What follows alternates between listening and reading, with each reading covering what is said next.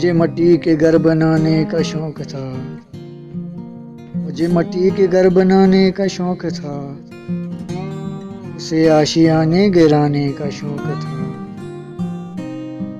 میں خود سے روٹھ جاتا ہوں اکثر اس لیے، میں خود سے روٹھ جاتا ہوں اکثر اس لیے، مجھے روٹھے ہوئے لوگوں کو منانے کا شوق تھا۔ اسے وقت کی پیسداری پسند نہ تھی، اسے وقت کی پیسداری پسند نہ تھی، لیکن مجھے وعدے نبھانے کا شوق تھا۔